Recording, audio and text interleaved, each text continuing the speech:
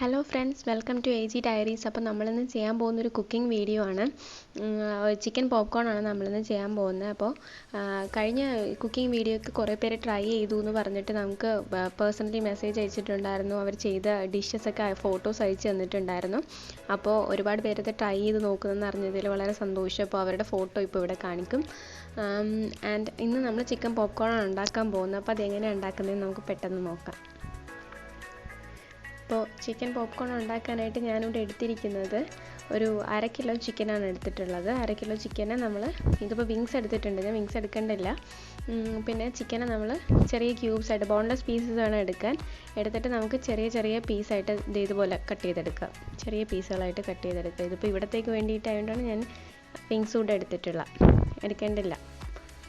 ഇത്ര എടുത്ത് വയ്ക്കാം. അത് കഴിഞ്ഞ് ഇതിനകത്തോട്ട് നമുക്ക് ചേർക്കാനുള്ള മസാല ഉണ്ടാക്കുന്നത്. അതിന് ഇഞ്ചി ഒരു 2 വലിയ പീസ് എടുക്കാം.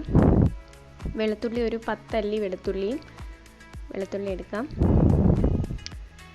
പച്ചമുളക് ഒരു പച്ചമുളക് മതിയായിരിക്കും. എരി വേണമെന്നുള്ളവർക്ക് ചേർക്കാം, പക്ഷേ ഒരെണ്ണത്തിൻ്റെ ആവശ്യമേ ഉള്ളൂ.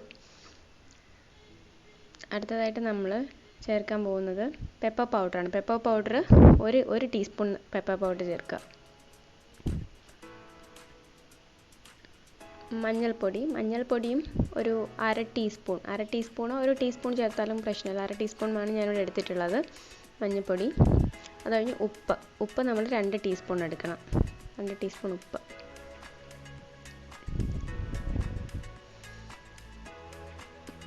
അതിൻ്റെ കൂട്ടത്തിൽ ഒരു വലിയ 2 ടേബിൾ സ്പൂൺ തൈര്. പുളിപ്പുള്ള തൈര് എടുക്കാം. പുളിപ്പുള്ള തൈരാണ് വേണ്ടത്. ഇതുവരെ എല്ലാവരെയും കൂടി നമുക്കൊന്ന് നന്നായിട്ട് മിക്സിയിൽ വെച്ച് നന്നായിട്ട് അരച്ചെടുക്കാം. ഇഞ്ചിയും വെളുത്തുള്ളിയും ഒക്കെ നന്നായിട്ടൊന്ന് അരഞ്ഞു വരുന്നവരെ ഒന്ന് അരച്ച് ഇതുപോലൊരു തിക്കായിട്ട്. അപ്പോൾ മിക്സ് ചിക്കനിലേക്ക് നമ്മൾ ഇട്ട് നന്നായിട്ട് മിക്സ് ചെയ്ത് ചിക്കനിൽ ചേർത്ത് പിടിപ്പിക്കാം. നന്നായിട്ട് മിക്സ് ചെയ്ത് ചിക്കനിൽ എല്ലാ പാർട്സിലോട്ട് എത്തിക്കാം.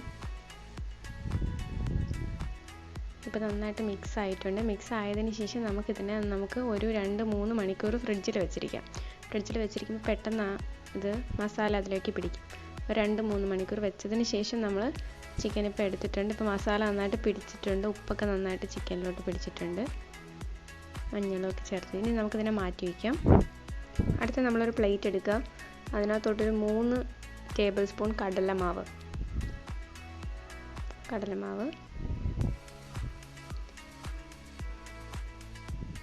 അതിനകത്തോട്ട് ഒരു 3 ടേബിൾ സ്പൂൺ തന്നെ കോൺഫ്ലവറും ചേർത്ത് കൊടുക്കാം.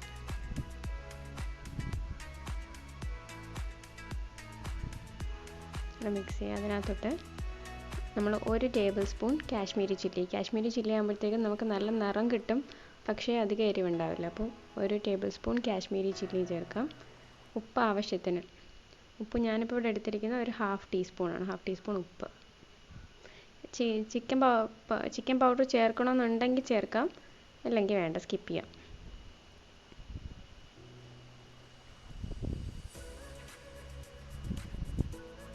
നന്നായിട്ട് മിക്സ് ചെയ്തെടുക്കുക. ഇവരെല്ലാവരെയും കൂടെ നന്നായിട്ട് മിക്സ് ചെയ്ത് വയ്ക്കുക.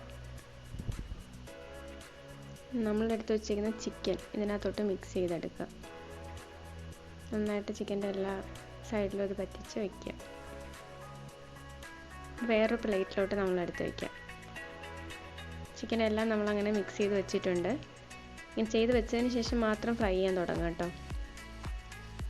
എൻ്റെ അടുത്തൊരു പ്ലേറ്റിൽ പാൻ എടുക്കുക.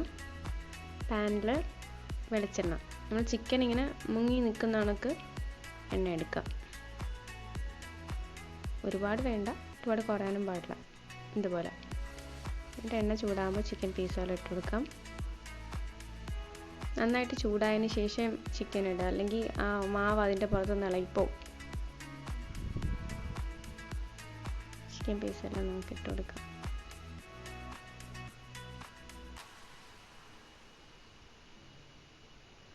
ഒന്ന് ഗോൾഡൻ ബ്രൗൺ ആകുമ്പോഴേക്കും ഇന്ന് നമുക്ക് മറിച്ചിട്ട് കൊടുക്കാം.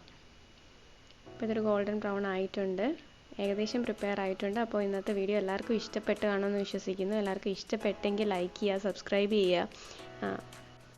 അപ്പോൾ എല്ലാവരും ഇത് ട്രൈ ചെയ്ത് നോക്കി ഇഷ്ടപ്പെട്ടെങ്കിൽ ഇതിൻ്റെ ഫോട്ടോസ് എടുത്തിട്ട് എനിക്ക് ഇൻസ്റ്റാഗ്രാമിൽ സെൻഡ് ചെയ്യുകയോ അല്ലെങ്കിൽ മെയിൽ അയക്കുകയോ ചെയ്യുക. എൻ്റെ ഇൻസ്റ്റാഗ്രാം ഐഡിയും മെയിലും ഇതിൻ്റെ കൂടെ കൊടുക്കുന്നുണ്ട്. Okay, thanks for watching.